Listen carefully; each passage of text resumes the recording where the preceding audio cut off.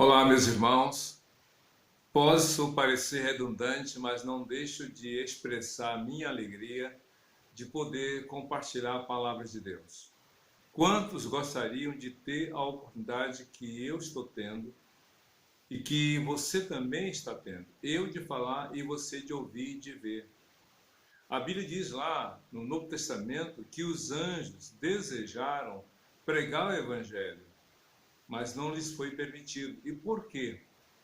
Porque você só pode falar de algo que você vivenciou, que você experimentou, que você realmente, de alguma forma, experimentou os resultados na sua vida. A palavra Marte, na língua grega, que deu origem à palavra martírio, significa testemunha. Estevão, um dos 7 primeiros diáconos registrados no Novo Testamento, a Bíblia fala que ele foi o primeiro mártir, aquela primeira pessoa que morreu dando testemunho de sua fé em Jesus. Sabe aquela história daquele garoto que estava na sala de aula e o professor disse: quem crê em Deus, levanta a mão. E aí todos levantaram a mão. E o professor, incrédulo, disse: quem pode provar que Deus existe, permaneça com a mão levantada. Quase todos baixaram a mão. Só um jovem ficou com a mão levantada. E aí o professor: você pode provar que Deus existe? Posso. Então vem aqui. Não, professor, deixe na próxima aula que eu vou provar que Deus existe. E aí todos ficaram apreensivos. Como aquele jovem iria provar para aquele professor incrédulo que Deus existia? Então, na aula seguinte, o professor, debochado, disse: então, você pode provar que Deus existe? Posso, mas eu posso ir à frente? Falou o aluno. Claro, pode vir. Dê seu jeito para provar que Deus existe. E aí, professor, posso tirar aqui da minha bolsa uma laranja? Tudo bem. Eu também trouxe uma faca, ela está dentro de um lacre, mas eu vou abri-la só para poder cortar essa laranja. Tudo bem, está autorizado. E o aluno descascou a laranja e a partiu ao meio. E aí o professor: eu pedi aqui para você vir provar que Deus existe, você está aqui tirando a casca de laranja e partindo ao meio? Calma, professor, eu vou provar que Deus existe. E aí, diante do professor e dos alunos atônitos, aquele jovem chupou as duas metades da laranja. E aí perguntou ao professor: professor, lhe pergunto, essa laranja que eu chupei, estava doce ou azeda? Claro que eu não sei como dizer. Eu não provei, eu não tenho o que dizer sobre o sabor dessa laranja, será doce ou azeda? Pois é, professor. Então eu quero dizer que eu provei que Deus existe. Eu não tenho uma dúvida dele. Deus existe. Eu escolhi confiar nele. Eu decidi colocar minha vida nas mãos dele. E eu não tenho dúvida disso. E eu quero dizer para o Senhor: se o Senhor colocar a sua fé em Deus e confiar nele de todo o seu coração, o Senhor vai provar que ele existe. É isso mesmo. Nós estamos vivendo uma quarentena tão difícil, mas temos provado não só a existência de Deus, mas provado do seu amor, do seu cuidado, da sua bondade e sua misericórdia em Cristo Jesus. E aqui estamos trilhando esse caminho dos salmos, e agora o Salmo 32 é um salmo pequeno comparado aos outros anteriores tão extensos. Esse salmo tem apenas 11 versículos, mas ele fala de um tema muito difícil. Ele fala de um tema que é, ao mesmo tempo, uma necessidade, humanamente falando, mas também, humanamente falando, uma dificuldade. Todos nós precisamos de perdão. Mas quem está disposto a perdoar? Isso que é interessante. Humanamente falando, o perdão é uma necessidade para quem faltou, para quem cometeu um erro, para quem realmente cometeu um engano, que cometeu um crime. O perdão é uma necessidade. Mas a vítima que sofreu, que padeceu as consequências daquele ato criminoso, maldoso, nem sempre está disposta a perdoar. Davi enfrentou a questão da necessidade de perdão. E é esse tema que percorre todo o Salmo 32. Começa assim esse salmo que Davi escreveu: como é feliz quem tem suas transgressões perdoadas e seus pecados apagados. Olha só que coisa interessante. Como é feliz aquele que tem suas transgressões perdoadas e os seus pecados apagados. Se você não tem ideia, essas duas palavras, transgressão e pecados, transgressões e pecados, Davi os coloca no plural. Transgressão quer dizer você ir além. Deus estabelece um limite, uma linha que limita o seu campo de ação e você transgride, você vai além. Porque nesse caso, de mudança, de movimento, você sai de um lugar para o outro. Daí a palavra trânsito. Então, Davi se deslocou, foi além do limite estabelecido por Deus. Fui além, Senhor, pequei. Como Adão e Eva transgrediram a lei de Deus, porque foram além daquilo que Deus havia estabelecido. De todas as árvores dos seus frutos podem comer, menos da árvore do fruto do conhecimento do bem e do mal, vocês não podem comer. Adão e Eva transgrediram e comeram aquele fruto. Pois bem, então isso é transgressão. Mas ele fala de pecados. E o que é o pecado? Outra ideia para pecado, além da transgressão, é o erro. Você errar o alvo.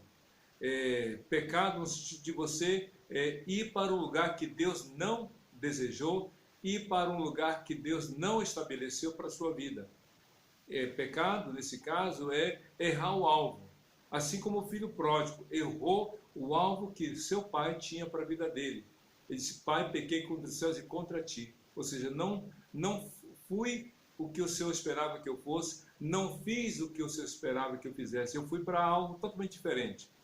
Mas também, pecado tem a ver, uma das outras ideias, é a intromissão da vontade do homem na vontade de Deus. Ou seja, quando eu peco, eu estou dando preferência à minha vontade em detrimento da vontade de Deus. Então, Davi, ele diz o seguinte: como é feliz aquele que tem suas transgressões perdoadas e os seus pecados apagados. E ele repete essa descrição no verso 2. Como é feliz aquele a quem o Senhor não atribui culpa e em quem não há hipocrisia. Olha só a primeira frase do verso 2. Como é feliz aquele a quem o Senhor não atribui culpa. Olha só, nós somos pecadores. Nós somos pecadores, você e eu e todo mundo. Todas as pessoas são pecadoras. Não há uma pessoa que diga: eu não pequei. Lembra aquela frase de Cristo? Quem não tiver pecado, atire a primeira pedra. Todos estavam com uma pedra na mão de diferente tamanho, naturalmente. Mas todos estavam com pedra na mão. E a começar pelos mais velhos, cada um foi jogando a sua pedra ao chão e foi embora. Então todos somos pecadores. A questão toda não é o olhar do homem para consigo mesmo, mas é o olhar de Deus para com o homem. O espelho no qual você se vê, você é acusado diante de Deus, você é pecador. Mas o salmista fala: bem-aventurado, como é feliz aquele a quem o Senhor não atribui culpa. Ou seja, Deus escolhe nos perdoar. Vejam só, somos pecadores, mas Deus escolheu nos perdoar. Mas como é que Ele nos perdoa? A resposta está lá na cruz. A resposta é dizer: eu o declaro inocente, eu o absolvo da sua culpa. Isso é graça, isso é misericórdia, isso é bondade. Lembra de Adão e Eva? Agora há pouco citei. Quando eles pecaram, eles se esconderam e cozeram, ou seja, costuraram para si folhas de figueira para ter uma veste para cobrir a sua roupa, ou a sua nudez. Mas a Bíblia fala que Deus tomou a iniciativa de pegar pele de cordeiro e fazer dela vestes para Adão e Eva. Perceberam a diferença? As roupas feitas de folha de figueira, além de serem produção humana, era temporária, era um remendo na roupa velha que eles tinham ali se vestido de pecado. Era um remendo. Não daria certo. Deus então fez um milagre. Deus fez uma obra de amor, graça e bondade, dando a eles uma veste feita de pele de cordeiro. Ou seja, Deus matou uma vida inocente para cobrir, para realmente perdoar a culpa daqueles dois primeiros seres sobre a face da terra. duas vidas que Deus havia criado.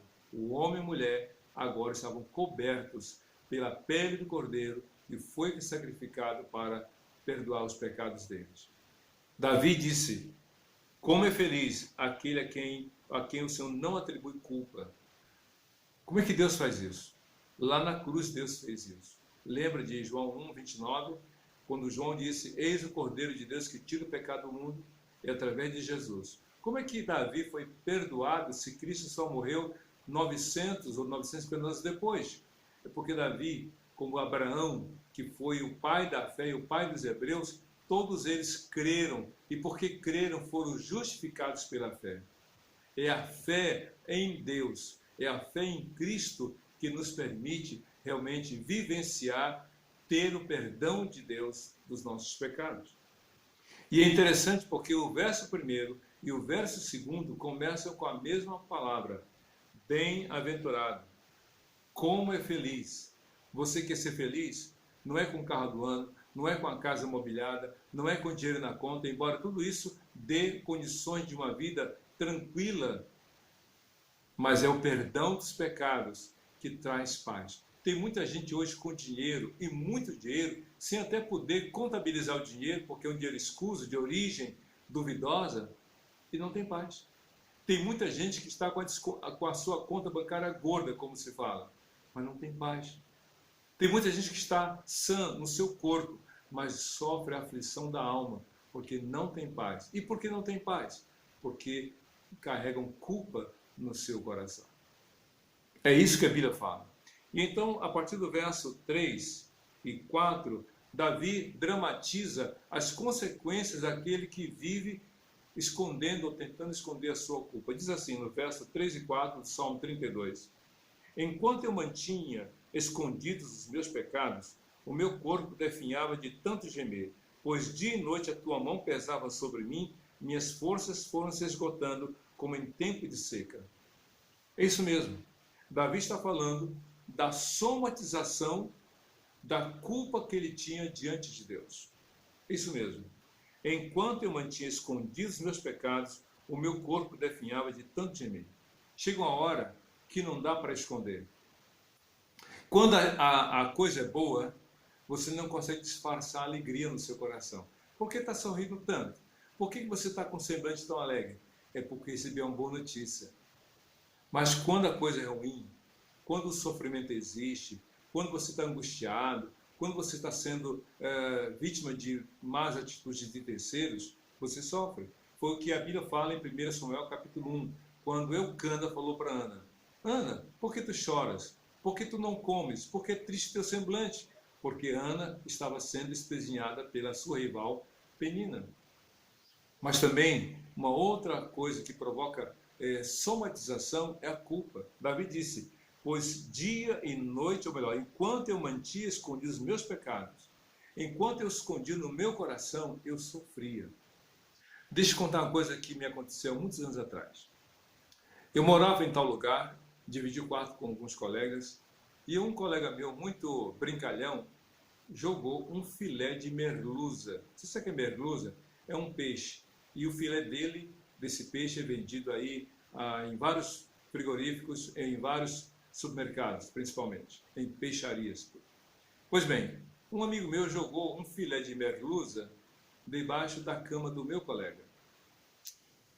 E aí aquele cheiro forte, aquele cheiro muito forte, começou a incomodar e empestar a casa ou o quarto onde a gente morava. Imagine só o mau cheiro. E ninguém sabia do que era, até que houve a descoberta. Um filé de merluza já em podre, cheirando mal. Em contrapartida, também foi jogado no quarto daquele rapaz um ovo que apodreceu e houve aquele cheiro horroroso. Isso quer dizer, quando você guarda uma coisa estragada na sua vida, ou quando você guarda uma coisa que depois estraga, aquilo incomoda a ponto de até inviabilizar a convivência naquele lugar. É assim o pecado no coração. Quando você guarda o pecado no seu coração, isso dá mau cheiro, isso apodrece, isso tira a beleza da vida, isso tira a graça da vida, isso tira a felicidade dentro de casa. Por isso que muitas vezes o casal não se entende, porque há culpa, há esse pecado escondido. Por isso que a família sofre quando um dos seus membros vive cometendo delitos, engano. As drogas fazem isso, os vícios fazem isso, a prostituição faz isso, a jogatina faz isso. Qualquer coisa que tira, que te afasta de Deus, na verdade está estragando a sua vida. Enquanto eu escondia ou mantinha escondidos os meus pecados, e realmente meu corpo passou a definhar, a gemer.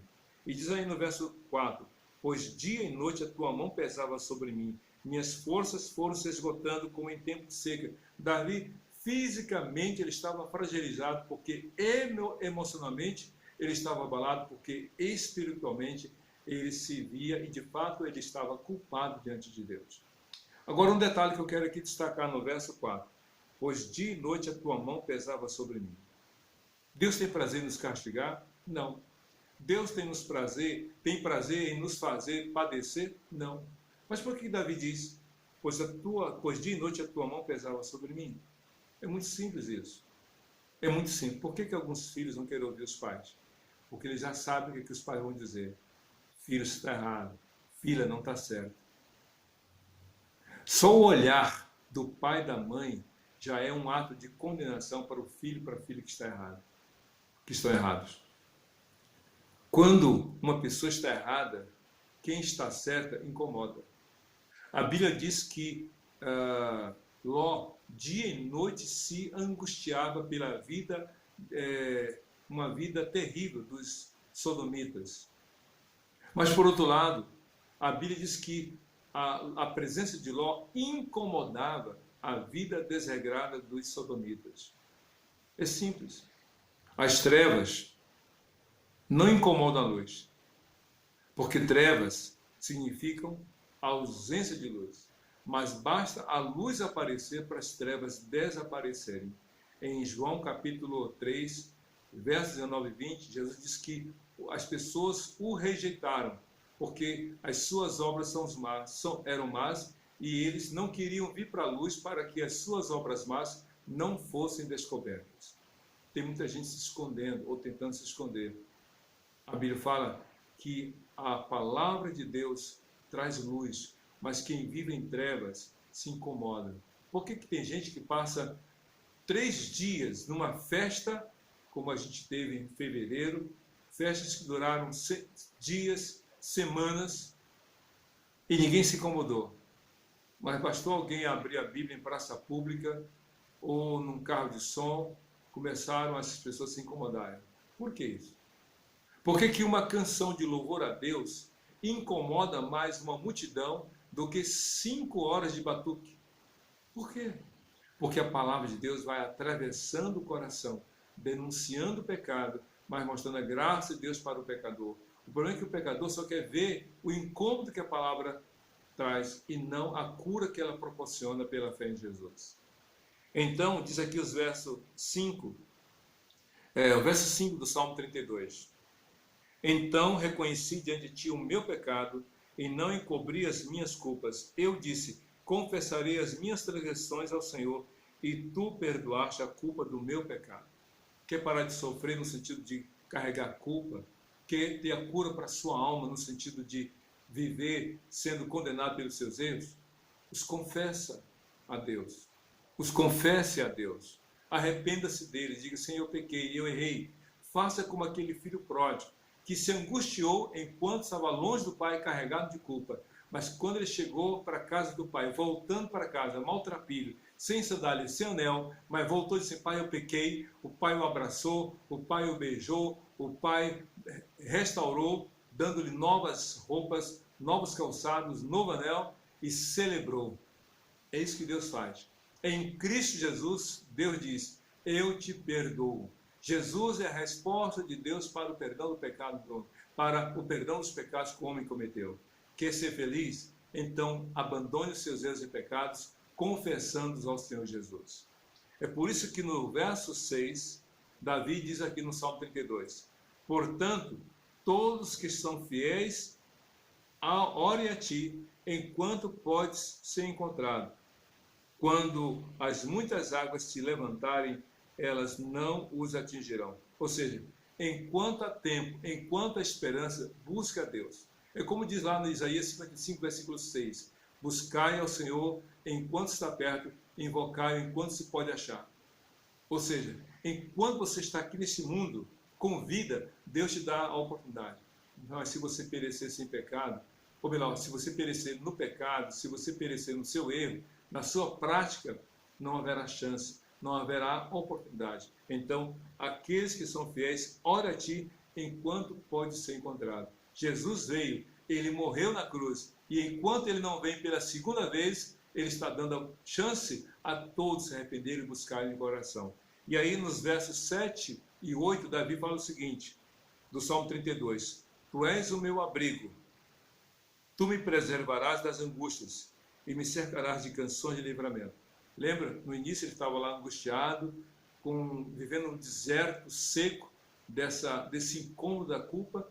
Agora ele fala, aqueles que tu és o abrigo e o Senhor me preserva da angústia, me cerca de canções de livramento, o Senhor livra da culpa, do erro, do pecado, quem os confessa ao Senhor e realmente entrega a sua vida a Jesus. Por isso que os versos 9 em diante diz assim, não sejam como o cavalo ou o burro, que não tem entendimento, mas precisam ser controlados com freios e rédeas. Caso contrário, não obedecem. Há pessoas que são teimosas, que insistem em seus erros, que insistem na prática dos seus pecados. A comparação é muito forte, mas também é verdadeira. Como é que se domina um animal, um cavalo, um burro? Só pelos freios que são colocados em sua boca. É assim que se domina. Deus não quer fazer isso com ninguém. Mas há pessoas que só são freadas no seu mau caminho por uma força maior. Deus não tem prazer em fazer ninguém sofrer. Mas se uma pessoa insiste no caminho do erro, do pecado, há de sofrer uma interrupção abrupta da sua vida de pecado. O verso 8 do Salmo 32 diz assim, eu o instruirei e o ensinarei no caminho que você deve seguir. Eu o aconselharei e cuidarei de você. Quer ser feliz? Quer ter o perdão dos seus pecados? Ande no caminho do Senhor.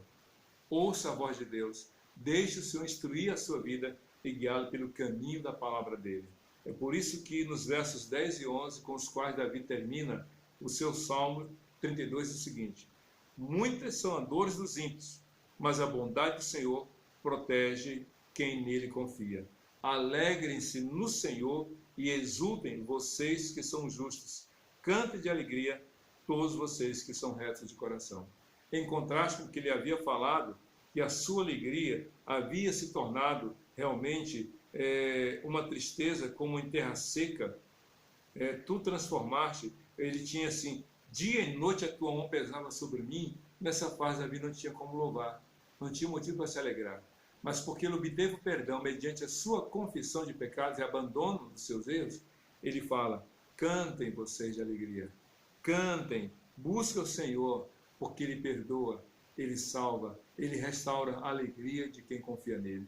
Realmente que você faça isso enquanto há tempo.